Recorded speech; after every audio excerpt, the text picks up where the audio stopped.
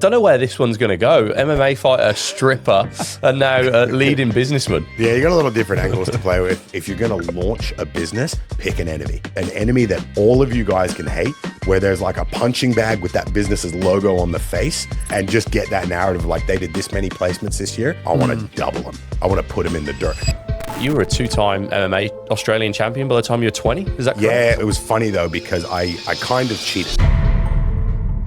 Our retention is 6 times better than industry average because we put so much effort into culture and training, but it's still entry-level sales for the most part. We've had people that didn't work out as sellers because they just didn't have that killer instinct. They thrive when we shift them to recruitment, or we shift them to back-end admin because they love the business, but now they're actually using skills they're good at. People are scared, oh, what if I start a business and lose my money? Good, because it'll put more pressure on you to fix the problem. And there's no shame. If you leave a job to start a business, there is a 99.9% chance if you called that boss back up 12 months later and said, hey, listen, I tried it. If you left on good terms and did the right thing by them, gave them enough notice, whatever, they'll find another job for you. Most business owners hang out with business owners.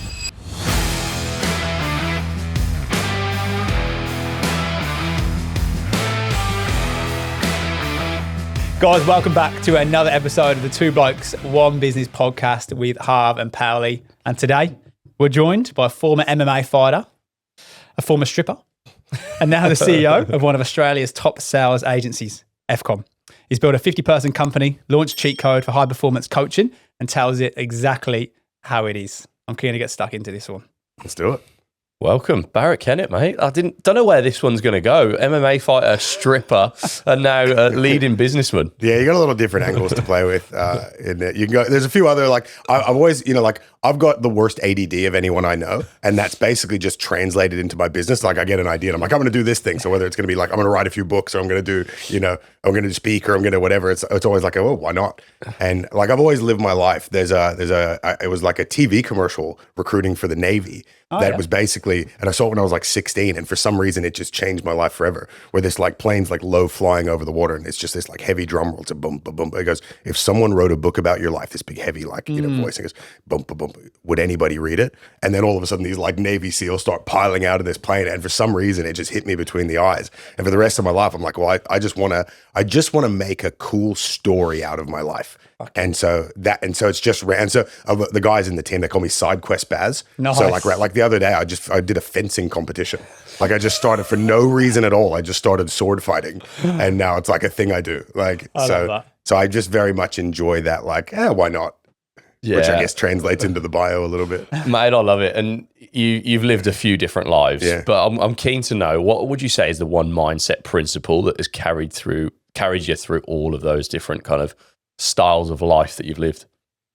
I mean, generally, I'm on some form of a stage where I'm able to captivate an audience. That's I just think there's not a whole lot of fulfillment that you get than when you have a large group of people that you can influence them for the better. You can empower them, you can enlighten them, you can give them an experience they didn't have before, and that they've just got a little snapshot that they'll just have with them forever. I really enjoyed that. And so even like running the sales teams, it's although I don't have to do a whole lot anymore because I've now got, managers who have, promoted to that they can do it. I'm kind of just like the queen now. I just kind of like smile and wave, and they do, most of the legwork. That's good. But even then, it's like people always ask, like, what's it like running like face-to-face sales teams? And I just say it's literally like a PG version of Wolf of Wall Street, where it's just like rah, rah, rah, and everyone's like, okay, go make sales, And even that, just being able to give them that thing that's going to take them to the next level, I think that's where the continuity has been, is where I've just been able to have an impact on people in a positive direction. You know what I mean? Big time. Yeah. How conscious are you of your energy? Because mate, 2 minutes in, I'm sat here listening. Fuck yeah, I'm ready to go. Okay, here's the problem, right? It's like when you first meet me, you're like, man, this guy's like so positive. I can't turn it off. Yeah. I'm like this all the time. I am a nightmare on a blunt rotation. Like I'm not the chill, the guy that you want in the chill environment. I'm always like this, and so you kind of need to know when to have me around and when not to. You know what I mean? But I do. I live my life with a lot of purpose and a lot of passion. And I think that if I'm doing things that I find exciting, like I love talking about business. I love talking about, and exactly what you guys do. I followed a bit of what you guys do. And it's just being able to share the stories that one person can hear and go, I can do that. And they then take that take that chance on themselves. And I think that's, how can you not get fired up talking about stuff like that, knowing how much impact that's had for you when you got to do that? That's it. Literally, it's just sharing the story and hoping that we can give someone, if one person listens to this podcast and makes a change after it and just takes that plunge and goes and, takes a bet on themselves, starts a business and makes it work and changes their life forever, then fuck, we're happy with that. Like, we just want to share the warts and all story here, and hopefully someone can take something and learn along the way. And it sucks too. Like, it's not always like smiles and rainbows. Like, you do things that you just like, you look back 2 years later and you're like, why did I do that? But every time you do that, you go, okay, I'm not going to do that anymore. And then you just refine your ability to get better and better.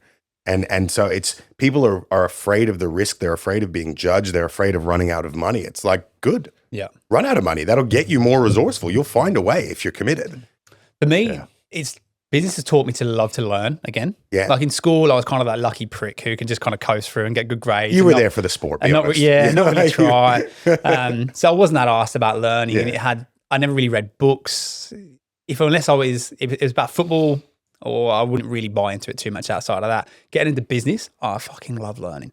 Right. And I love trying things, failing, experimenting, going again and growing. Yeah. It's really lit that fire in me as well, which is such a cool thing to get back into your life in your late 20s and early 30s, knowing that you've got the rest of your life to continue to learn. And it's that reflection piece of, fuck, a year ago, I didn't know half the things I did. The year before that, I didn't know a quarter of the things I know now. And then you go, okay, shit, well, what about next year? Imagine the stuff I'm going to know that I've got no idea is even going to be in my world in the year after that. And the compounding effect of people you meet, the books you read, the podcasts you listen to, the fuck ups that you have and you learn from. That's what gets me so juiced up in business. Yeah. It's actually crucial to happiness. What a lot of your happiness circuitry is based around what's called positive feedback loops. I learned something. It worked. Okay, gold star, little dopamine hit. Great. Now I'm anticipating learning the next thing. So I'm excited to learn the next thing because the last time I learned something, it worked. And especially in business where where you can then start making immediately, you give yourself a pay raise every time you get better at something. And so it's like, okay, now I'm excited to learn the next thing. I'm even more excited for it to work. Oh my gosh, it worked. Now I'm even more excited. And so you go on this like upward spiral and it's never ending. As long as you just keep injecting cool stuff into your brain and just don't break that habit of, but how can I keep leveling up? You're on like a dopamine high all the time. And I think that's one of the things people miss about, because traditional school, especially for guys like us who are entrepreneurially minded, it does such a bad job of making learning exciting and fun. The only time you like learning is when you had a sick teacher, when you had a really good, like I remember I had in 8th grade, I still remember him to this day. I had a math teacher called Mr. Block. He was a geometry teacher. Perfect. His maiden name, he had a maiden name. So his last name was like Pfaffernagel or something like that. And his wife, the woman he married, her last name was Block. And he was like, no, I'm a geometry teacher. I'm changing my name. He loved math that much. And I was never like, I was like you, I could coast, but I was really just there for wrestling and football. And because I went to high school I went to school in Bermuda in a little Caribbean island. That's why the accent's a bit weird. And then did a bit of high school in America. And that, ever since then, I liked math. I'd never liked math up until that point, until I had that one teacher. But outside of that, when you don't get those star teachers, you don't value education because it's a chore that you have to go through. It's until you actually get to realize how good it can be. And it's very hard to do that if you're not an athlete or in business. Let's jump into the athlete into business kind of transition, because we've done the same. We had 5 minutes of pro sport fame over in England, but you were a 2-time MMA Australian champion by the time you were 20. Is that correct? Yeah, once upon a time. Yeah, I'm old now. I'm 35 now. That was really. It was funny though, because I kind of cheated. When I say kind of cheated is, so again, coming from America, this is 10 years ago. Australian MMA hadn't developed. And nobody knew how to wrestle. Nobody understood wrestling. And I was quite a high level wrestler. I was an all-state wrestler in America. It was just always my sport, right? And when I came to Australia, I wanted to wrestle and there was just no option to do it. And so I was like, well, what's the next best thing? MMA. Okay, let's give it a go. I mean, I'd never really been in a fight in my life up until that point. And 3 months in, my coach literally just goes, hey, I got a fight for you. And I was like, you got a what? He goes, yeah, I got to fight. I was like, I don't want to do a fight. He goes, yeah, you do. Come on. And I ended up breaking the guy's arm in like 2 rounds. Shit. And I was like, oh, this is sick. And it turns out I'm a violent nutcase. I didn't know until I was like 18. I was 17 then. I turned pro at 18. But nobody knew how to stop a double leg takedown. So I never even got hit. I just would take him down and ground and pound and win. So I don't know how I'd go these days now that Australian MMA is so well developed and such a great, incubator for talent. But back then it was kind of cheating. So I'll take the accolade. Don't get me wrong. But yeah, that was funny because I know you guys are talking about going from being an athlete to then having to do business. People think that's a fun transition. I don't know anyone who's performed at sport at a high level that didn't go through a 3 to 6 month window of unbelievable depression. And I'm sure you guys can relate because it's literally your whole identity and sense of self-worth is tied into your ability to perform on the field or in the cage or in the ring or wherever that discipline might be. And when you take that away, you lose that chunk of yourself. You lose it's like in Inception, they've got the totems so that they know that they're in the dream or not. And it's like you lose your totem. You lose your sense of who am I, where am I, what am I doing? What's the direction I'm going towards? And it's not there. And then so you have to go through that rock bottom of that people wouldn't even know, but it's whether that's by injury or just making a decision of like, maybe like for me, it wasn't so much injury. It was a mixture of things. Number one was that a lot of people would just pull out of fights with me. Oh, wow. Because they get one little niggle, they'd twist an ankle or whatever. And then because Australian MMA, the money wasn't that good back then. And so, I don't want to take the chance on the guy that's going to be able to out wrestle me. And so I had more fights not happen than that I actually got to fight in. God, that'd be frustrating after all the training camp. 12 weeks of dieting, and I like to eat. Like it's miserable. It's just like your blood sugar's like being like a bodybuilder going towards a competition. They're just miserable to be around. And eventually I was like, I've had enough of this. But it was kind of around the same time. It's like I'm gonna make money with my fists or with my brain, and I can only choose one because I'm either gonna sacrifice my brain for my fists or I'm gonna sacrifice my fists for my brain. And that was that. So that was a conscious decision of what's the smartest likelihood of me. That's why a lot of really good fighters, they're ones that couldn't have done anything else. Whereas for me, and I'm sure you guys can relate as well, and I don't mean this in an egotistical way, I was just good at stuff. I try a thing, I'm good at it. And a lot of people are similar to that. If they're high performing athletes, they're generally just competent at things that because they understand the psychology of how to get good at things quickly. And so, you kind of, because you don't have burnt boats, that there are multiple paths that you can choose. You don't see people like that really, go that, full commitment towards being an athlete, because the probability of making it, the Pareto distribution, same as like being a musician, the likelihood that you're going to be the one that makes it is like 1 in a million, as opposed to like in business, you get unlimited tries. So that was the transition, but you go through this state of like misery until you can find something you can sink your teeth into. And that's sort of that transition I think a lot of people struggle to make, going from sport to business or sports to the real world even. For me, my limitation in football was my body. Right? I'm fucking so slow. And my ego was too big to accept to be a defender. I was like, nah, I'm a midfielder. I'm decent on my feet, I can play. If I'd have wanted to be a defender, I probably could have had a career. But in business, I don't have that limitation, right? My brain is the only limitation. And I guess the time and outside of that. So it's liberating, right? Because it's literally you v you. And there's only looking in the mirror, you can get better every day, every week, and then look back, as I mentioned a minute ago, and that reflection piece of how far you've come. Whereas in the football world, the brain's important, of course, but if I'm not quick enough, there's 1,000 kids out there who are a little bit faster and just as good, so they're going to get the nod.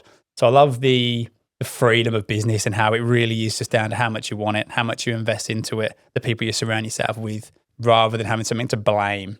Like my fucking slow legs. Do you boys reckon it's easier to make it in sport or business? Because I'm sat here now thinking, back in the football days in England, like every young lad in England wants to be a footballer. Now, you can outwork some of these people, but there are some guys that are just so ridiculously gifted and talented that they will always beat you. Whereas I do feel in business, yes, there's some super, super intelligent people that will always be far more intelligent than us two here. But I do feel like we've been able to take out 99% of the competition just through sheer hard work, grit, determination, and staying in the game. And for me, business has felt easier than football in terms of making it. But business, you also get unlimited tries. Like you go until you can go until you die. Like you've literally got, and that's freeing, right? To be able to go, well, I'm going to stick. If I know I'm never going to quit, then I know I'm going to get it done. And so it takes a lot of the anxiety of having to make it work out of it. And I think I think what you guys are, I guess, I don't want to say discrediting, but there are clear transferable skills. Like when I hire, especially for like salespeople, because obviously most of my business, I'd say 80, 90% of my staff are sales staff, because that's how we sort of structured it. One of the questions we ask in every interview, and this is a funny one, is I always go, now it's easy. Sorry, for us, I go, one thing for us, I've always said, if you want a winning team, you need a team full of winners. Nice. Because the culture that you're going to create is going to be pertinent to the kind of people you bring in. And so if you want a winning team, you need a team full of winners. What have you done in your life outside of work to demonstrate that you're an achiever? Have you won any sort of competitions? And it's really funny because you get a lot of the big ego people, it'll just stop them in their tracks, because then they have to come to terms with the fact that it's like, and then they come up with some half-assed, not that relevant thing. But what I love seeing is like, I was captain of a grand final team. And it's like, okay, we're on. What most people don't understand about sales, and because sales and business are very correlated in terms of, if you're going to start a business or sell, the mindsets are quite similar. You just got to be a little bit more thorough if you're going to be a business owner. Right? And the traits that actually transfer: commitment, you pick something, you stick at it; competitiveness, it's an innate desire to be the best at the thing you're doing, not just take part in it. It's the stickability. Things go wrong, you can be resilient, you can get up and dust yourself off and go again. And and you mentioned it before, it's the accountability. It's, let's say if we're sparring and I get cheeky and I just start winging shots at you and get sloppy, and you sneak in a little check hook, you didn't cheat. The system's not rigged. There's no one else to blame except me and the fact that I didn't keep my guard up when I was throwing. That's my fault. And what you get from sport, especially at a relatively high level, is if you're any good, you'll have to acknowledge what you do wrong in order to get better. And so you develop the habit of blaming yourself, even if something's not even that much your fault. And that translates directly into being able to be a successful seller or a successful business owner. Like, for example, let's say you get a good, like a new sales guy, and he comes in and he or she is just lazy. They're not making enough calls. They're not doing enough doors. They're not stopping enough customers, whatever your prospecting, cold outreach looks like. It's very easy for a novice leader to be like, oh, you gave me a lazy rep. That rep's lazy. As opposed to someone who's, had that background and experience of being accountable, and then going, hold on, have I had a goal setting session with them? Have I sat down with them and talked about their goals? Am I good at keeping people on track? And so instead of going, that's a lazy person, that's my fault, it's like, at the very least, even if that person doesn't work out, I've now gotten better at goal setting and better at holding people accountable. And that's the difference that you'll see. That's why you see guys like us that have those athletic backgrounds will generally do quite well in a business role, because we'll outgrow. We're just out learning people who are entitled and their egos getting in the way of their development. And even being coachable, I think is a massive one as well. I was just thinking. Like being able to take that feedback on and not throw the toys out the pram. Yeah, to just say thank you, to not like it, but go thank you. Yeah, and take it on board. Look, I want to get into the nitty gritty here, but before we do, we've got to talk about the stripping days. I think that's an important one to cover. So, mate, talk us through it. Obviously, you got the big rig, mate, so that would have helped, I'm sure. What was the go? Did you move over to Australia and thought, let's make a bit of pocket money while I'm wrestling? Was that the? Well, the funny thing is, because when you're fighting, because I went to uni and all that kind of stuff. Biggest waste of money in my life, by the way. Nice. I learned more in my first 3 months of a face-to-face sales job than I did in a 4-year $80,000 business degree. And so that's part of, I know you guys are quite purpose-driven in what you do. And for me, for people that want to be successful in business, who have that above average desire to be successful, I just want them to know there are far better options out there where you can have fun, you can make money, you can grow, and you can build a strong network while making money instead of paying it. That's sort of a lot of what drives me in the business. But I did uni, but then when I'd finished, I was fighting. And obviously it's very hard to have a full-time, a man who chases 2 rabbits catches none. And so I needed something that I could have a bit of fun, make some money. I was in my early 20s, so you're sort of in that mindset anyway. And I was like, okay, so how do I make as much money as possible without having to work as much as I want to, or as I need to? And so I did a bit of work in hosting in nightclubs, because you work it around the training schedule, that's a bit of a funny job as well, because basically my whole job was make the line really big, find the prettiest women and bring them in and give them free drinks. It's like tough life, right? Yeah, same shit. Yeah. So I'd already had a lot of experience entertaining, members of the opposite sex and understanding how the game worked in that sense. And it wasn't until the stripping wasn't an intention. It wasn't something that I wanted to do. And just to clarify, because a lot of people, they hear the word stripping and they have their own predispositions to what they think it means. And male stripping is very different than female stripping. Like when you go to the strip club as a guy, you're just there to look at what you can see. Whereas for like as a man, you don't even get fully naked. You get down to like a G, we call it a G banger, but it's a G string. And granted, this is a long time ago, but that's the whole idea. It's like you're performing. It's like a 10, 15 minute performance. And the women are like, they're singing and they're dancing. They're having, like, you're really getting, it's just a fun performance. It's loud. And the reason I know that they're different, and this is like, and I don't mean this in any sort of judgmental way, but I once did a show that I didn't realize at the time was a predominantly gay audience, like where it was predominantly men. And I didn't know until I was out there. And I wasn't like super like homophobic or anything, but the difference is I'm so used to them being loud and singing along and woo, ah. Do you know what I heard when I did that predominantly male performance? And it was the funniest thing because for the first time in my life, I understood what women feel when it comes to being objectified. I'd never felt like an item before. It sucks. I feel it made me so much more like appreciative of what women have to go through. But that was that was actually a dabble into entrepreneurship because this is before I'd started businesses, because when I used to do topless waitering, and that was, you wear the bow tie and that was like $50 an hour, which like 10 years ago was probably heap for a 20-year-old. And I was like, and you get to talk to girls all night, you be the man or whatever. And so we were doing that. And there was do you know Sexpo? Like the expedition. Correct. So they had a thing called a ladies' lounge. They introduced it, and myself and my mate Chase, and Chase is now he's like a gajillionaire property developer, very very cool guy. And he's the guy that really taught me how to sell, because he'd been selling like lawn mowing equipment since he was like 12, like getting paid cash from his dad under the table. So just an outright sales killer. And he's what we call a truffle pig. I don't know if you've heard the term in business. No. So truffle pigs, they're an actual pig that's designed to smell truffle under the ground.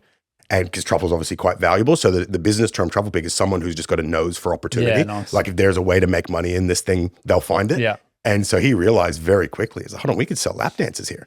And they're not like, it's not like what you'd imagine as a male to female situation. It's literally like 90 seconds of just dancing, keep your clothes on, just let them, touch your abs or whatever. Yeah. And we got this like racket going where we would pay the strippers, the male strippers, because we weren't stripping at the time, to do like a performance for us. But because they were already on a wage, we were just giving them like $50 to do it. But really a strip is like $200 to $250 that they'd get for a performance. But because there wasn't any sort of unionization for it, we could just squeeze them down and we made the first one we did, we made like $6,000 cash each in 3 days, which for like 2 uni students is like heaps. That's because we just figured out the sales process so refined. But then the strippers clued onto the fact that we were making so much money. And they were like, hold on, we want to sell lap dances, whatever. And it's like, do your best. You won't beat our sales pipeline. So it already got like a microcosm of what entrepreneurship was like to start with. And then it wasn't until the next time we did it, because we had another round of it, that by the end of it, they clued on and realized that they had bargaining power because we couldn't strip. And so they had leverage and they knew that we needed them. And so they were like, no, if you're not going to pay us market rate, we're not going to do it. And we're like, and so we kind of played them off each other just to get through that second weekend. And then by the end of it, Chase and I sort of were like driving back. This is just in Brizzy. This one, the Sydney was the first one. Brizzy was the second one. We're driving back and we're like, and you know what it's like when someone tries to use leverage on you in a negotiation. You're like, no, I'm not having it. And we just go, and he looks at me and I look at him, and we both had this like the idea hit at the same time, like a unified light bulb. We go, do you want to strip? And literally, because I'm from the Caribbean, so I got moves for a white boy. I was one of 4 white kids in my class growing up. Like I can dance all right for a white dude. And so literally, I was like, you're on costumes, I'm on routine. And literally 2 days later, I had 2 fully choreographed routines. Got the music. Our mate's a successful DJ, so we got him to put the tracks together for us. We went to the op shop and got and to the costume shop and I actually got my mom to sew up my outfit for me. She was like, whatever. She was cool about it.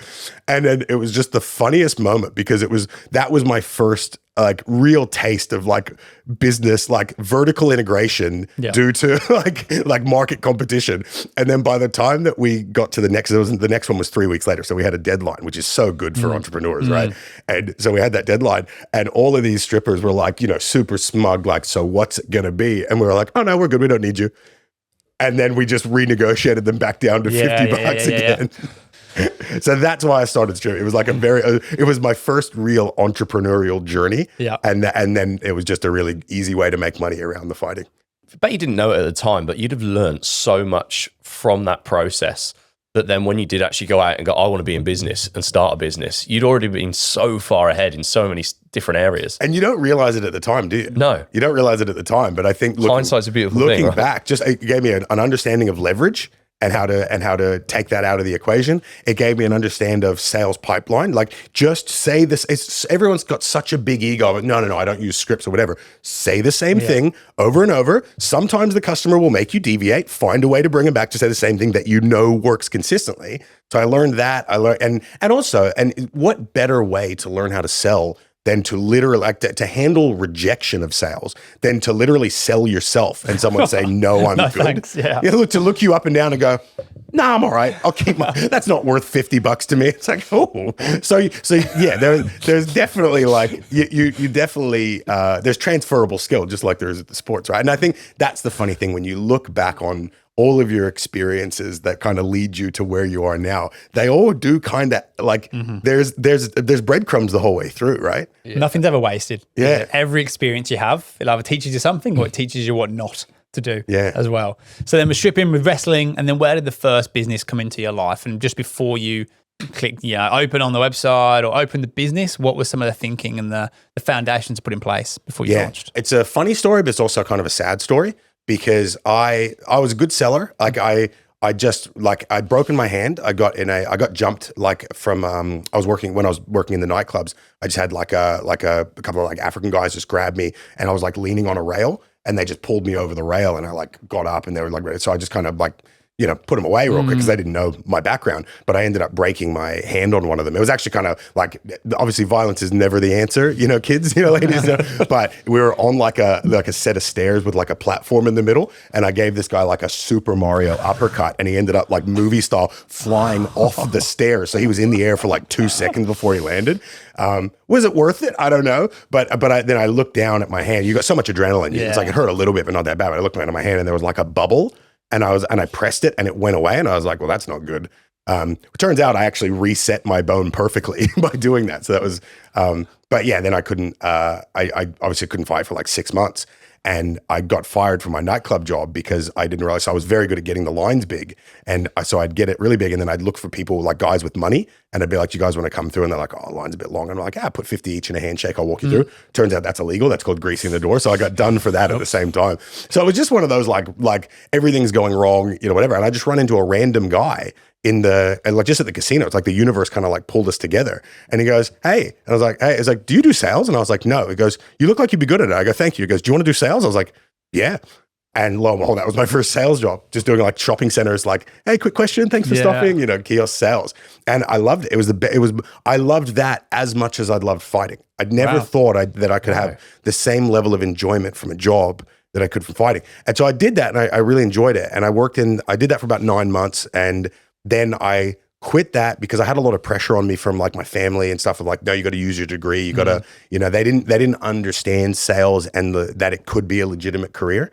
And so I quit that, and I went and worked in marketing agencies using my business degree, and realized like I hated that. And so I'd had about 60 grand saved. And at that time, and don't give me like the sympathy, but my twin sister took her own life. And this was about 25, it was about 10 years ago. Oh, shit. And it sucked. It sucked because my family was looking at me as the rock, like that for my mom, my dad, my brother to get through it. They needed me to be the guy that was fine. And so I never actually processed it. And so I ended up just having like the most like 6 months of just like self-destructive, out every weekend, and just didn't work. And it wasn't until I like ran out of money that I was like, well, I need to do something now. And I'd kind of gotten it out of my system. And because it's tough. It's like, that was like my best friend my whole life. Even to this day, like my birthdays suck. Like you just like, I wake up with just like instant survivor's guilt. But that again, you look at the breadcrumbs of where it leads you to, because what that made me do was realize like, I went on this deep dive of essentially survivor's guilt of like, why did I get to be happy and why didn't she?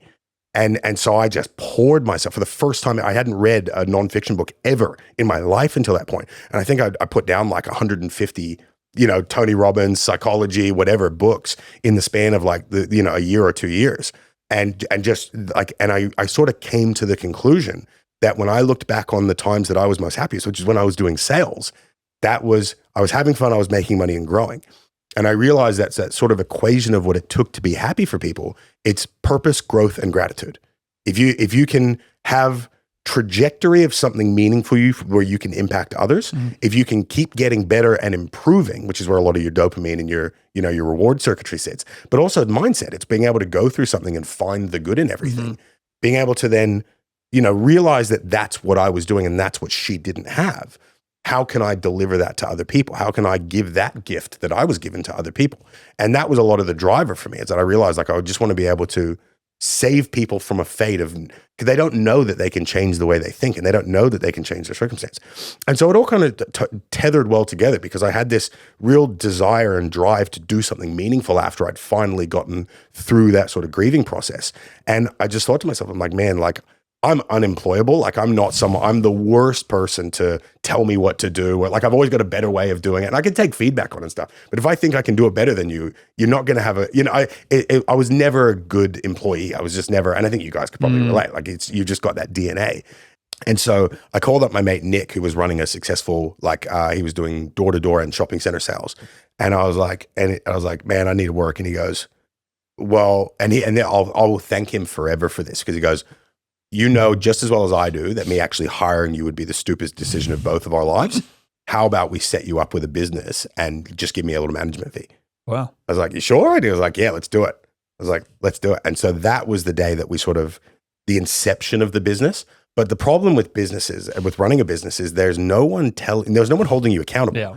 And so for the first, I'd probably say like 6 months to a year, I wasn't taking it seriously at all. Like I started dating a girl around the time that was kind of, those party relationships where you kind of have like a party relationship. And so I would literally go out and Sunday sesh, have like a big, big Sunday.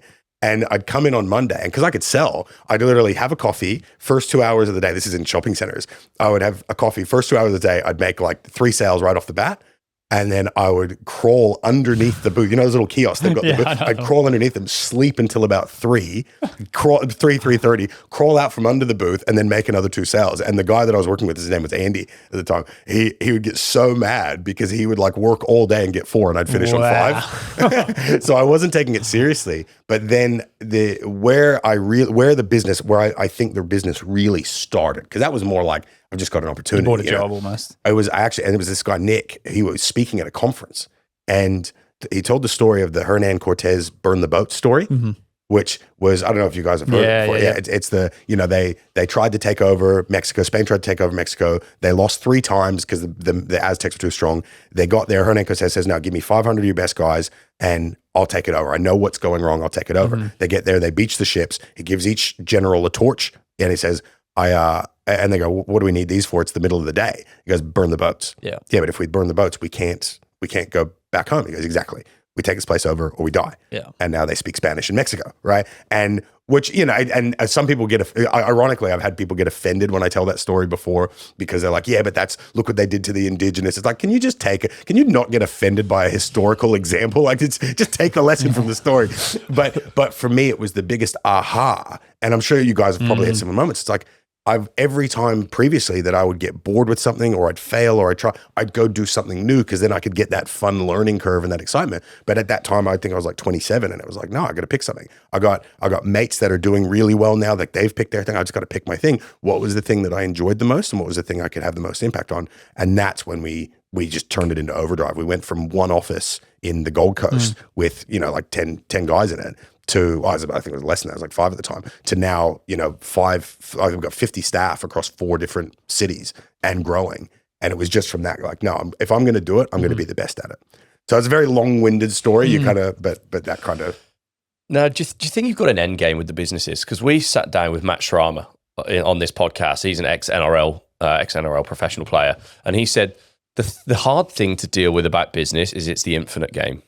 there's just no end goal. You can keep moving the goalposts and keep moving them. And we've done it here at Harwell. This was meant to be just me and Ads, lifestyle business, 20 hours working on the beach. Now we're sat here with nearly 10 staff, just about to launch a new business. We've got a podcast because you achieve something, it becomes the norm, and then you reset the goalposts. And that's what Matt Sharma says is so dangerous about business, because in pro sport, whether it's MMA fighting or an NRL game, you get to the end of the game, you've won or you've lost, and that's it.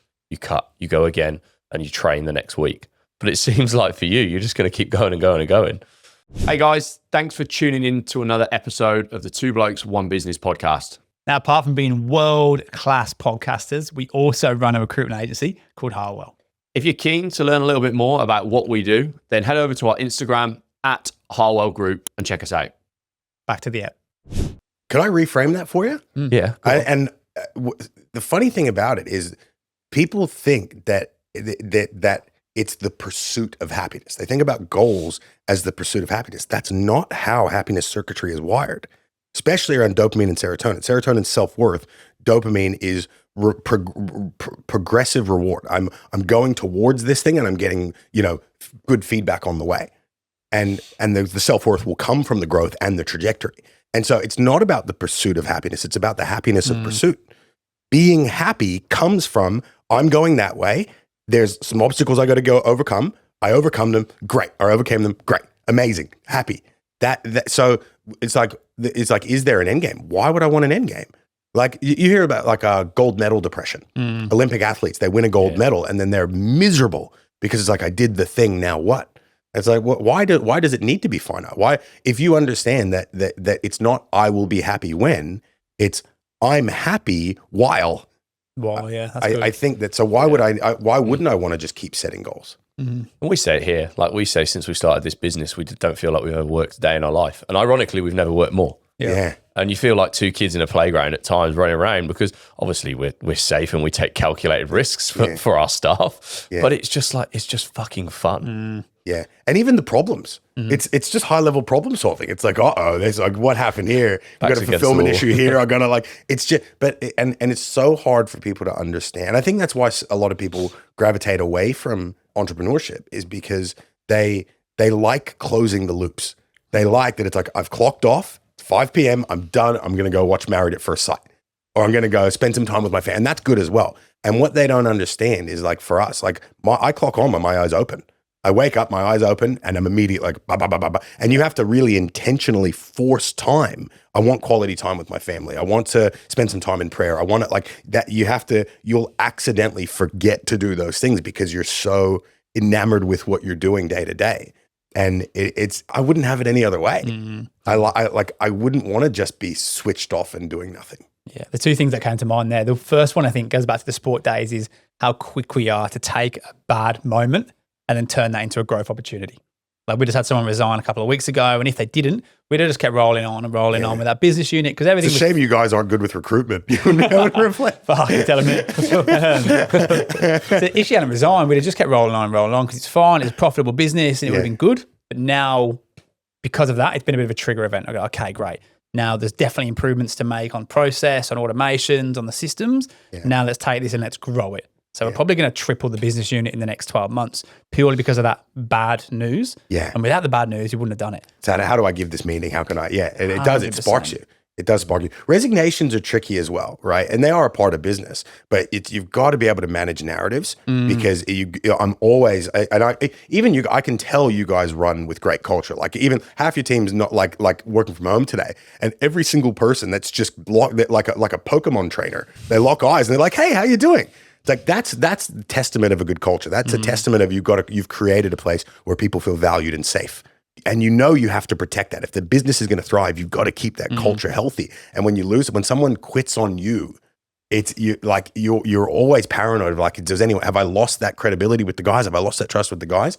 And so you do kind of go overdrive of, like, it's not just like, pizza party, everyone. Yeah. It's like it's like, man, I really got to spend some more time individually with these. Like, it can be a detriment to the culture when you lose someone good. But simultaneously, it can also be like a catalyst for you to remember the things that make you have a good culture in the first place. Here's a good one for you. And it's probably more coaching for us based on what we're going through, right? So we've been in business 2 and a bit years, and it's been a fucking rocket ship ever since. So we're flying the plane and we're still building it. at the same time. You guys are also like high profile. Like I've had conversations, like people have talked to me about you guys conversationally about what you guys are doing in the space. So whatever you're doing is working. Yeah. Keep it up then. Yeah. Hopefully good things. What I'm trying to say is, how do you, and a client of ours actually put it in a really, really good way. Fuck, what did he say? It was that good. Your staff will get altitude sickness because we're growing so quick and the business is evolving and changing. The people who joined on day one probably feel a little bit of altitude sickness now with where we are, and they will do in 2 years' time because we're just scaling, going to new heights. Yeah. How have you managed that, going from your one office on the Gold Coast to now 5 offices and 50 staff? How have you had to, I don't say level up your staff because that's a little bit kind of inhumane, but have you had to really take people for the journey, and have you lost a few on the way as well? Yeah. Some will rise to the challenge, some won't. Like, what's the goal? What do we want? And I think that's, if your North Star is the direction of the business, and if people aren't, that you're going to get the people that can step up will. The more, and you know, because you give them responsibility and you see what they do with it. And if people are entitled, or you'll really get two people. You get people who don't want to do it, or people who are incapable of doing it. That of your OG staff that come through. And if they are incapable of doing it, then you just have to be able to give them their level of capability and go, hey, you're in charge of the maximum of your ability. That's fine. But the people that don't want to do it anymore, that are like, I shouldn't have to do this, I've been here forever. They don't listen to you the same way that they especially if they start to undermine you around the guides. It's like, you want to have some serious conversation. Right. It's not just to bin them right away, but if the goal is the most important thing and everyone sees this, it's not we're a family, we're a team. Yeah. And sometimes you got to cut players for the team to perform. And it's the matrix I use for who to keep and who to retain. So the answer to your question was, if you give people responsibility and align it with their goals, they will tell you if they're ready for more or not.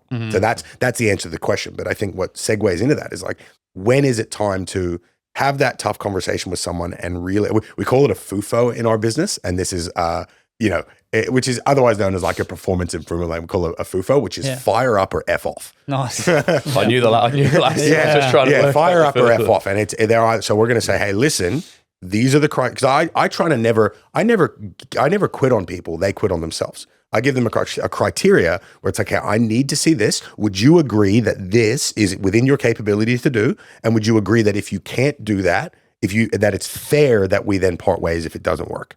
And they'll go, okay. And they'll either go, yeah, it'll make them reassess their priorities, and they'll either put in the work that's required to do it, or it'll expose them as being all talk. And so but what makes you make that decision if it's not in a KPI-based role? It's the competence versus value matrix. And so how good are they at the thing across in like a graph, versus how much they value you and the business, which will show in their respect for the business. And so if you've got somebody who is good at the thing and values the business and cares about them, great. Pile them on, give them as much responsibility, challenge them, force them to get out of their comfort zone, keep feeding them, and they'll give them the rock, like they'll take it and run with it. And so that's great. And the more of them that you can add into the business, the better the business is going to be. Then you've got people who value the business but are not competent. So they value the business, but they're just struggling in their position. That's either a retraining issue where we need to like give them more coaching or give them a coaching plan, or it's a transition issue. Some of my because obviously recruitment for us is a core competency because there's a lot of influx of, it's a higher turnover. Our retention is 6 times better than industry average because we put so much effort into culture and training, but it's still entry-level sales for the most part. Yeah. So there's always going to be churn and turnover. And so recruitment is a big part of our business. And so we've had people that didn't work out as sellers because they just didn't have that killer instinct, or they just were a little bit too nice or whatever. They thrive when we shift them to recruitment, or we shift them to back-end admin, because they love the business, but now they're actually using skills they're good at. And so the transition is a good option as well, the retrain of the transition. Now, if you have somebody who doesn't value the business and isn't good at what they do, get them out as quick as you can, right? That's because you're signaling to the longer you keep those people in the business, you're signaling to the team, hey, this is our standard. There's a guy called Simon Fletcher who said this quote, and I love this. He goes, whatever you walk past is what you're going to get. Whatever he works a business called Leading Teams, which is they basically like teach like Brisbane Lions and stuff like that, how to get their culture right, then the team, the dynamics of the leadership right. And that is whatever you walk past is what you get. And so when you tell everyone, hey guys, B and C level players are fine here, you lose your A level players. They just don't stick. But then, and this is the most dangerous one. What people don't realize, the most pernicious person you can have in your business is someone who is really good, who has the competency, but doesn't respect or value the business. Because that's what we call a termite. That's somebody that when you're not away, they're eating the foundations of the business from the inside out. They're undermining you when you're not around. They're complaining about you when you're not around. And that's where you gotta, I'll never just cut them right away, but you have to explain to them, you can't do that. Here's all the reasons you can't do that, but I need to know that you're not going to do that. And that's where you want to, if you've got people who really do care the business, you can have spies. I know it sounds nefarious, but it's not. It's like, hey, can you do me a favor? Just for the next 2 weeks, can you keep an eye on Tim? He's just been a bit sour. I think he's gotten a bit stagnant. I've sat down with him. We've had a chat. We talked about his goals. We've given something, but can you just keep an eye on the kind of conversations he's having around the guys? And then you'll get the reports back within a couple of days if you got to be wary or not. And so that's my model of like when you talk about that altitude sickness, I don't think that changes. It just brings it to light. Who do I need on the bus and who do I need off the bus? Yeah, you've got to be comfortable as well with losing a few people along the way, especially in such a high growth business. It sucks though, doesn't it? Yeah, and I think it's a pro sport background that you just take ultimate accountability. Like when anyone resigns, like me and Ads take that personally. Straight away we look inwards. What did we do wrong? Did we set them up for success? Did they get enough support? Did we give them too much? You always kind of blame yourself and then try and work through that. But I was having an awesome conversation with a lady. She's quite high up in the e-commerce space. And e-commerce, obviously, at the moment in Australia, it's absolutely booming. And a lot of these companies are still founder-led and they're super high growth. So it's kind of similar to our business, but obviously product-based. And she told me the concept of she tries to build for her founder a team of what she calls intrapreneurs. Yeah. She says, I'm an intrapreneur, not an entrepreneur. And that intrapreneur is someone that is an entrepreneur, but doesn't want to do it for themselves. Wants to be an entrepreneur within someone else's business. And she's like, if I can get a leadership team where I've got 60-70% of that leadership team who are intrapreneurs, not entrepreneurs, she's like, we don't really have the risk of them wanting to go out and do their own thing. And she's like, a lot of times they're golden handcuffed as well, right? Yeah. And she's like, they push exactly like it's their own. And she's like, when you get that right, exactly, high agency. And she's like, it changes overnight. And it was just such a cool concept. And I was just like, we battle as well sometimes. Are we giving people too much? Let's protect them. But it's like sometimes you unearth people who are intrapreneurs. And the person that resigned recently, we probably thought she was someone that was going to come through and be a future leader of this business. Yeah. But she deselected after we gave her some more responsibility. And now that's opened the doors up for perhaps a couple of people in here we maybe didn't see initially as future leaders of the business, but they have stepped up and gone, no, I want this. They do. So it's giving them responsibility. You just see how they go with it. They either want it or they don't. This is a really interesting, this sounds like it's going way out of the way in terms of like a soliloquy. Let's have it. So the reason Chinese people are better at math, right? And this is a Malcolm Gladwell one. So he actually researched this. It's for the first thing, not all Chinese people are good at math. And if we're talking, averages, I'm talking every single one, but in averages, it's the ones that were based on the southern China Sea. Okay. And the reason being is because northern China, that sort of Mongolia area, it's feudal crops, which doesn't take a whole lot of brain power to actually, farm that way. Whereas along the riverbed, it was, and this is going back, generations and generations, it's all rice farming. Now, the thing about rice farming, what makes rice farming different than feudal farming, it's just, you've got this much land, that much land can yield this much crop, you just have to plow the field. Whereas with rice, the harder you work and the more you stick at it and the more that you try to make those fields efficient, the more rice you yield. And they've got all these proverbs talking about, the harder you work, the more results you get. The harder you work, the more results you get. And where that translates is what makes somebody good at math as opposed to good at art, right? Art is like an innate, you're creative, you score high in what's called trait openness to experience. That'll determine how creative you are. Whereas your industriousness which is effectively a choice, you can develop that really quickly, that's going to determine whether you're good at math, because what makes someone good at math from an early age is just not giving up on the problem. Whether somebody is good at math or bad at math, it's just how often they enjoy the fire of, nah, that didn't work. Let me try again. Let me try again. Let me try again. That stickability is what makes people good at math. And then they'll develop a natural trait toward it. And so when it comes to, you know, I know it was a long aside, but people, you know, you really get that, you're like, people sticking at a problem until they find it. That is a trait that will make them successful. And so if you can find that trait, that stickability and that stubbornness to get it done, and then when we talk about giving people responsibilities, that's how it'll manifest. Do you know what I mean? Yeah. It's very, very clear, mate, why you're an entrepreneur and why you're in this world. Yeah. You're such high energy. You seem very high agency as well. Like, you know so much. And I'm keen to dig into that step into entrepreneurship. So people at home, hopefully we've got a lot of people listening to this who are thinking about a potential business idea and thinking, am I the right sort of person? Yeah. It seems like potentially your journey into entrepreneurship came from pain with your sister. Yeah. And then you just dove into that learning world and you were just like, okay, I found my sort of my groove here. Is that correct? Or it was impact. It was, I mean, first it was like, being broke is a great motivator. Running out of money and wanting to make as much as you can. People are scared. Oh, what if I start a business and lose my money? Good, because it'll put more pressure on you to fix the problem. And there's no shame. If you leave a job to start a business, there is a 99.9% chance if you called that boss back up 12 months later and said, hey, listen, I tried it, and you were good at the job, they'll find a place to put you back in, you know, or if you left on good terms and did the right thing by them, gave them enough notice, whatever, they'll find another job for you. Most business owners hang out with business owners. They can help you, help you in that regard. And so I think running out of money was the biggest, like in terms of like what made me want to hit the ground running quickly. But for me, I realized that the drive, like, and I think a lot of people, when they're not business owners and they don't, if they're in that, unionized, entitled mindset that a lot of Australians are, they vilify business owners. They think we're all the bad guy out of Space Jam. That's just trying to make as much money as we can at the expense of everyone. We're always trying to screw someone over. And it's funny because when you get a certain level of success, you realize the money is just nice. Like, the money's not the thing that actually drives you. The money is just the scoreboard.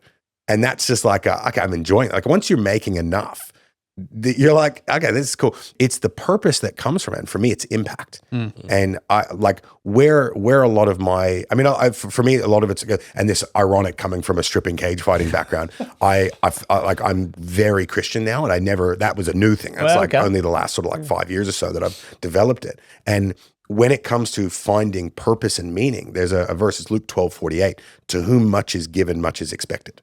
In that and there's other, the parable of the talents and stuff like that you find in there. That's about each of us is given a gift that we never actually deserve that gift. The skill that we are, the opportunity that we have, or the opportunities that we've been given, or the things that have led us here, that our purpose and our meaning will be found in using those gifts to help others, to serve others. And you guys will 100% relate to this now that it's like, what stopped you from making this a lifestyle business as opposed to scaling out? It's because you know what you can do for your team. You know what it's doing for your team. They know they're on a rocket ship. They look at you guys and go, man, this is I'm on this train. I'm hooked on this train, and they're all aligned and everyone's fired up. And it's like, that gives you so much fulfillment, and you lose sight of it often. And I know for me, especially for predominantly entry and intermediate level salespeople, I know for a fact that 3 months of that job will change their life forever. That I get to be the train conductor, that they're going this way, I pull the lever and that train's going to go that way.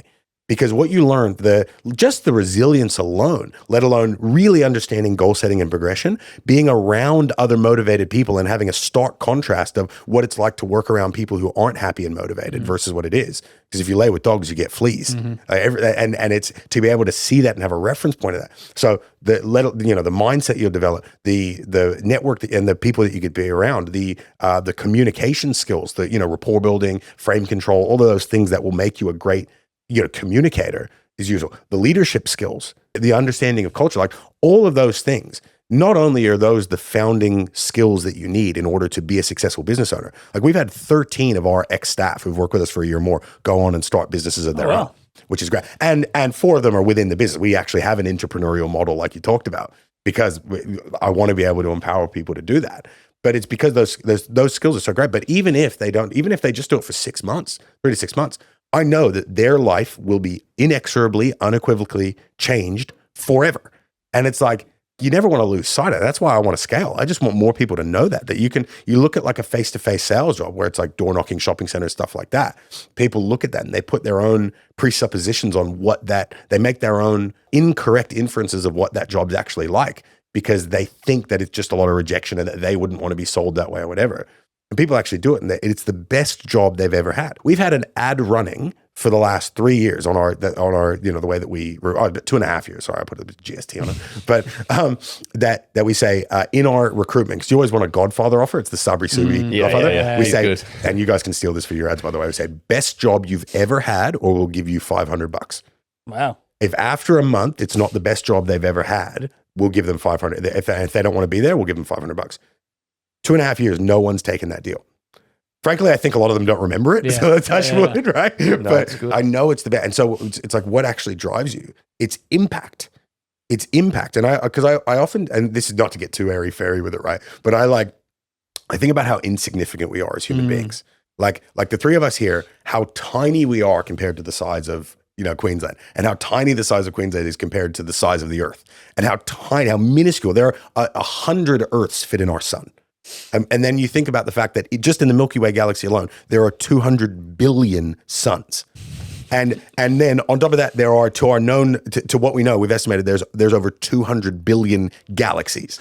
And you think about how comically irrelevant us having a little podcast talking about, entrepreneurship and recruitment is. But then I'd shift the perspective. It's like, yeah, but what about for that one person? Mm-hmm. What about for that one person that you got to be that train conductor for? And you guys get to do it too in recruitment. Mm-hmm. You know that placing someone in a role where their skills get to shine and that you vetted the companies that you place into, the ones that you know are going to take care of their people, you know the kind of impact that you're going to have on them. And it's like, how do you monitor, how do you quantify what that means to you in terms of purpose and meaning and fulfillment? Now, this is really cool because we did not off air share with you why we grew Harwell. And you just hit the nail on the absolute fucking head.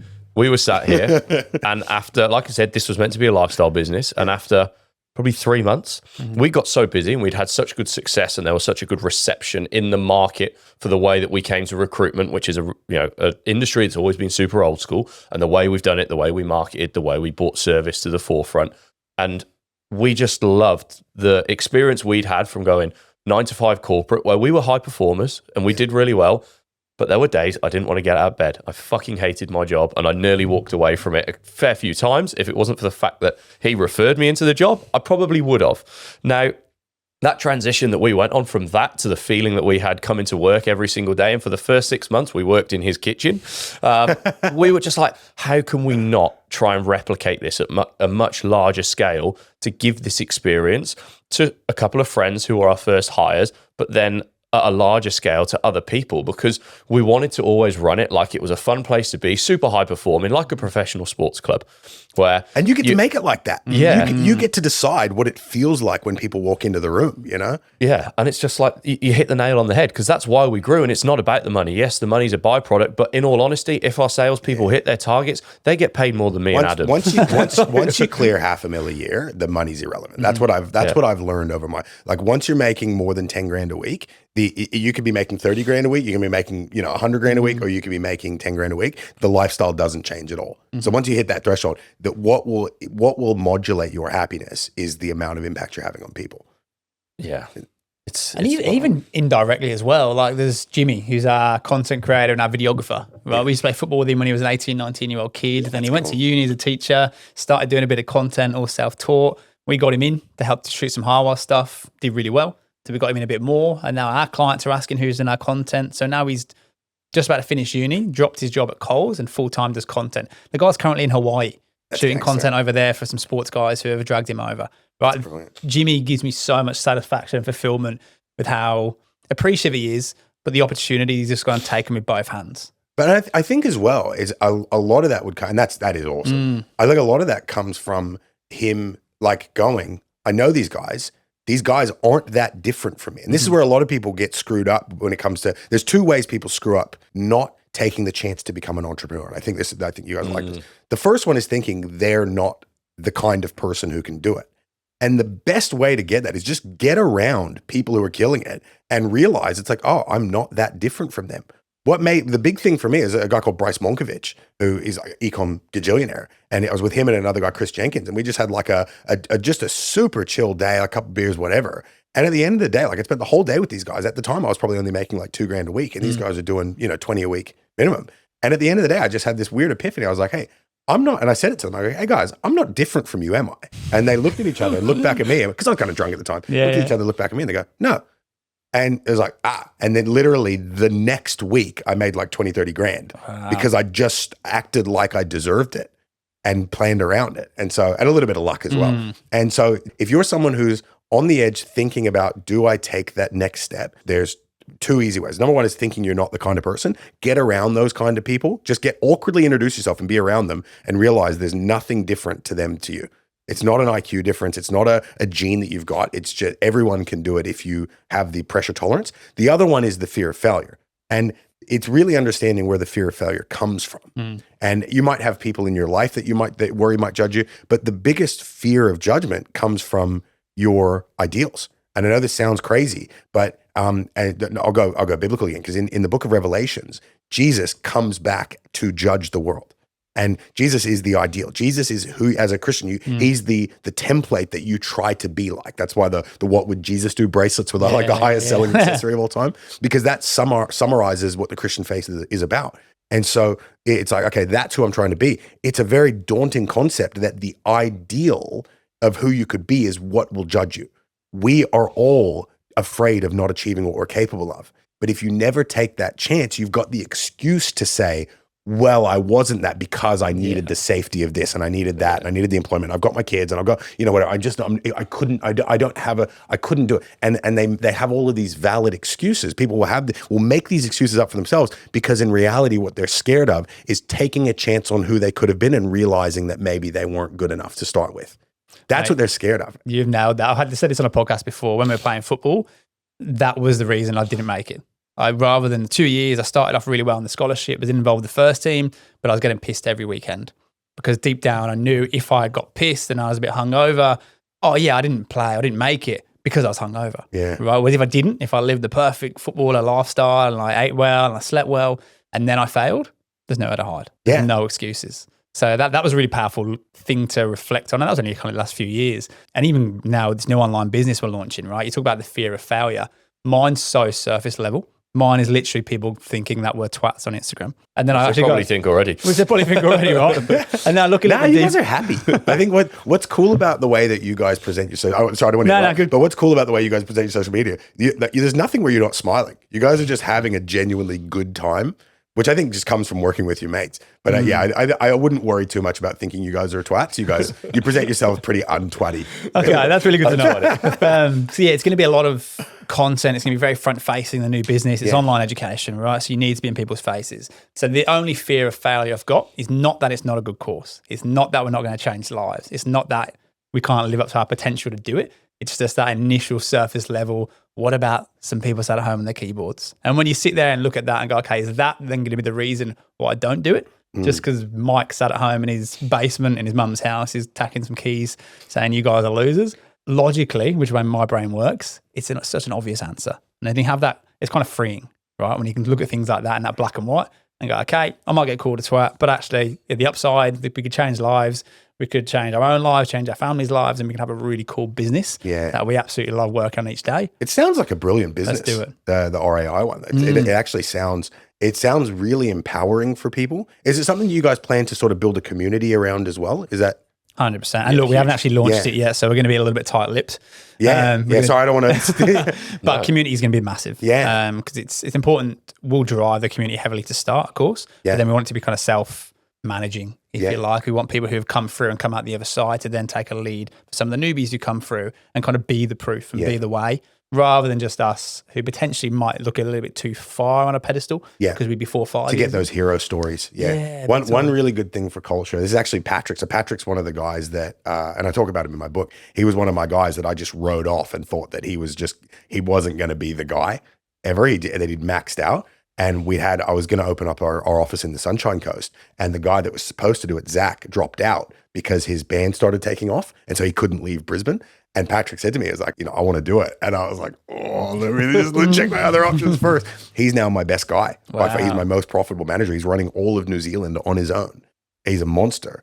And he wrote a book as well. He's kind of, again, the guys will follow your lead. Yeah. And his one, because he's the reason that I didn't pick, he's the biggest introvert I know.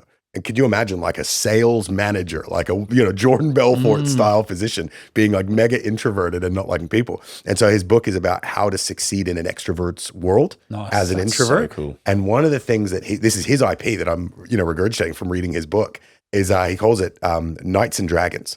As a culture piece. There are other ways that you can build culture, values and, business versus fun balance and those little idiosyncrasies, the way you shake hands, all that kind of stuff. That all adds up. But the one that he really illuminated for me, we called it Knights and Dragons, which is Knights is hero stories, is people. That's what you guys are talking about. It's like, sure enough, the two boys do it, but now we get this guy who's now done this and he's done this amazing story and he or she overcame this hurdle and she was scared to take that leap because she was already on a good salary, but she was just unfulfilled, but she did this. And last year she made 200 grand because she then, played this guy and now she's niched into this industry. She is the queen for mortgage brokers. You need a mortgage broker, you go to her.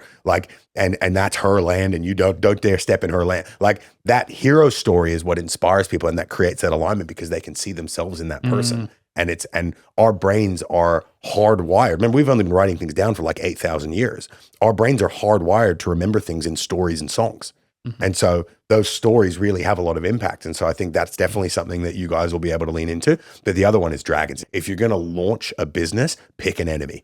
Pick an enemy that all of you guys can hate, where there's like a punching bag with that business's logo on the face and just get that narrative. Like they did this many placements this year. Like by the end of next year, we're like, I want to double them. I want to put them in the dirt. And you'd be amazed at how much that just unifies it. You think about like how much the world is at war right now. Imagine we got invaded by aliens.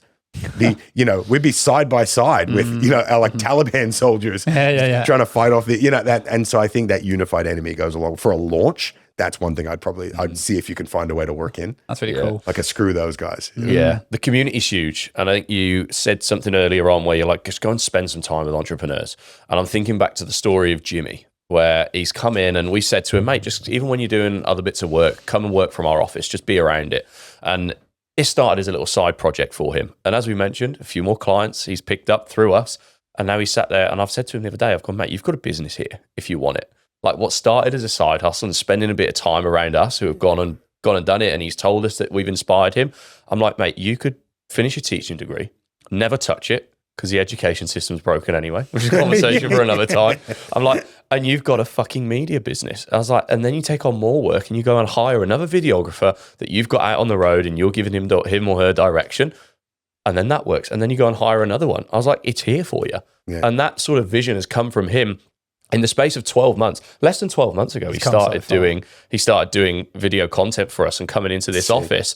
In that short space of time, the guy's gone from studying to being a teacher and effectively going and working for the government to now could go and build a videography empire, right? The world's his oyster. Like that is it's just mental. Yeah. It's funny because what you would have given him as well, and this is the other benefit of hanging around, especially benevolent entrepreneurs that just, it's like, I've got it now. It's like being successful as an entrepreneur. It's the same thing as like you see a movie and you're like, man, that movie was sick. Or you hear a song and you're like, this is a banger. What's the first thing you do? You tell someone who you like and care about to go and see that movie or listen to that song. Success in business is the same. It's like once you crack it, you're like, oh, bro, this is sick. You got to do this, and that's where a lot of that desire. Most entrepreneurs want to help other people achieve it, and so just asking is half the battle. But the other thing that people get from entrepreneurs, outside of just realizing that they're not that different, is what I call "oh, that's easy" energy. Is like he'd be thinking like, man, he's probably already thought about like, maybe I could set up this business. What would I do? And just for you to be able to go, bro, no, just do this, this, and this, and this. And the way that the certainty with which you describe it's like this no big deal frame that you put on it. It's like, yeah, bro, you just do that, and then you do that, and you do that. Oh, okay. It's so empowering and motivating to have clear, simple steps in front of you, because our brains naturally will overcomplicate everything, and just be able to go like, oh. Really? Yeah, bro, I'll show you. Here, let's do this first one together. I'm laughing because Britt's cousin, my partner's cousin, stayed at our house last week. She got a small business lemonade stand. She sells lemonade at markets, right? And she's going to that is just a 5-year-old's dream to scale that up. It's so cool, but like she bought the business when she's 17, and she's never worked for anyone else, and she's now 21. Yeah. And she's got a market in Melbourne, and she was like, last year it was our biggest market. We sold the most ever fucking drinks we've ever sold. And I'm like, cool. How much are you charging again, by the way? She goes, $7. I was like, charge $9. And she's like, what? No, I wouldn't even think about charging $8. It's so funny how they defend the boundaries. Hey, and I'm like, fucking charge $9. And she's like, why? I said, Britt, would you pay $9 for a lemonade at a market? I was like, would you not buy it if it was 9 instead of 7? She was like, no. And I was like, how many cups did you sell? She's like, 2,000. I was like, an extra $2 for every single cup. I was like, is there any other lemonade stores at the market? No. Charge $9. You've just made an extra $4,000 in 2 days. And it's another one of those that people overcomplicate how easy market research is. You just call someone and say, hey, if I charge this, would you pay for it? They go, yeah. Yeah. I'm just like, done. Congrats. You just got a 20% markup. Yeah, but it's it's easy. Like, because we've obviously, our business isn't much further along, much bigger. Yeah. You go, oh, that's easy. Especially when you know what you do is good. Yeah. Like you guys know, that you're dropping fire aligned candidates. It's like this guy, this one's good. We screened him. We like him. This one's a 5-star. Honestly, he even if he doesn't have the experience or she doesn't have the experience, like we know that as long as you've got a basic training program, they're going to take it. Like, you're delivering. You don't mind charging more if you know that they're not going to have to go back to the well again. Yeah. Can I ask a question for you guys as well? Because I really find the recruitment industry fascinating. And it's something, because we do a lot of it in our business as well. What would you guys say is I'd love to hear one from each of you, actually. What is like one of the biggest misconceptions people have about the industry? What is like something people just get flat out wrong about it?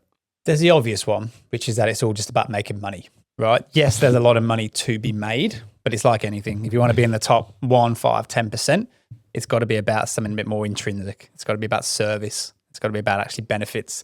And you're only going to make good money if the people you're putting into these businesses go and make them a lot more, right? Like, you're not just going to get paid for someone who's not going to go and knock the lights out. So I think it's probably the mindset of it. Recruitment is a low barrier to entry. So you can come in. It's relatively simple as a process. And obviously, as we know, the better you get, the more you build out that process and it becomes a bit more heavy hitting. But the mindset of it, if you're coming into it to be an agent and to actually put pieces together and solve problems and find solutions and understand depth, you can make a lot of money and do well. If you're looking just to throw shit at the wall, hope it sticks, you're going to come in, make a bit of money, and then it's going to go off the cliff. So the biggest misconception is every recruiter will be the same, which sounds very obvious, but there's definitely very, very good ones. There's definitely very, very bad ones. And the ones that are the best are the ones that care the most effectively. 100%. Have the tenure, have the level of understanding, do the self-development as well. Like, I love recruitment so much because it's so, you get in what you put out, right? And that just compounds. And then the more you put in, the more you're going to get out in terms of an ROI rate down the track as well. If you do the work, you'll get paid for it, essentially. But yeah, it's really that. It's not an industry where you can compare one recruiter over here who's recruiting accountants in Sydney. You can't then go and compare them to Andy Hanna, who runs our trades and labour division. It's almost a different job. And it's this high volume, low margin, all relationship driven.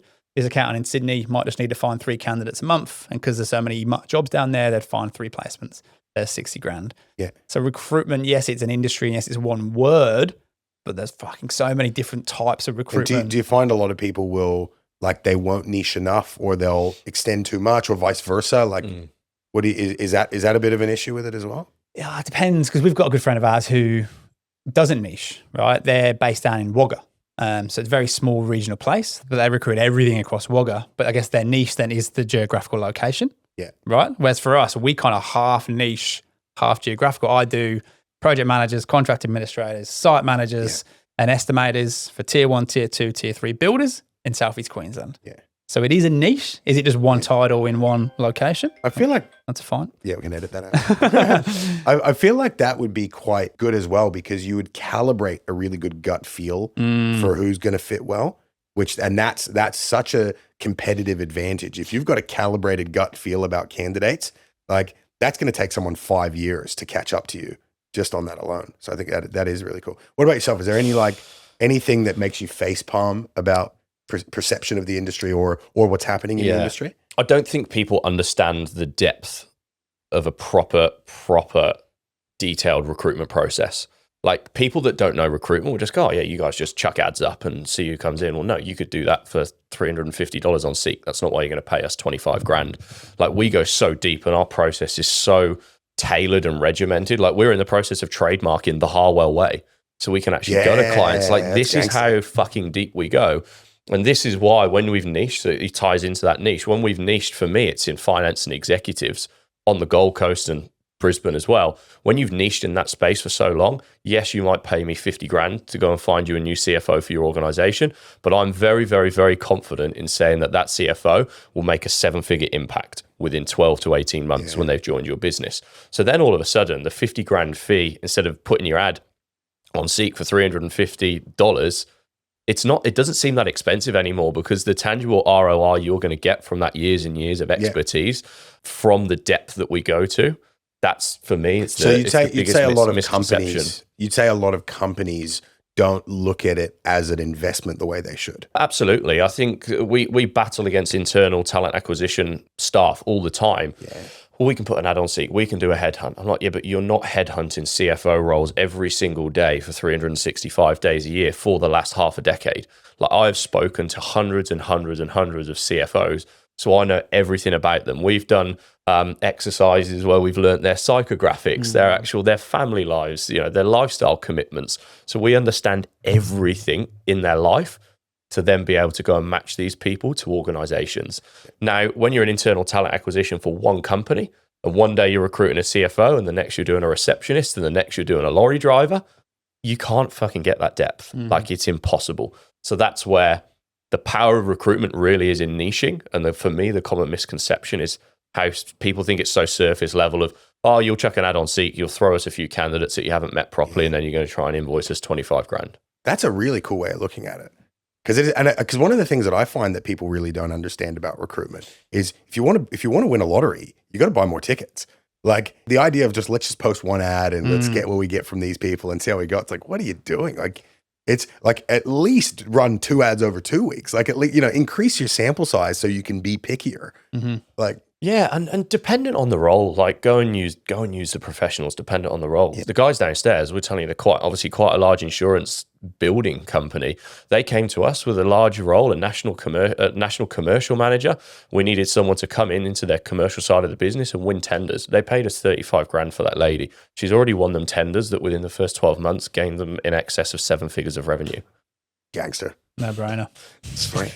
That is literally it. They didn't try and go on Seek. They just said, you're the guys to go and find us this person.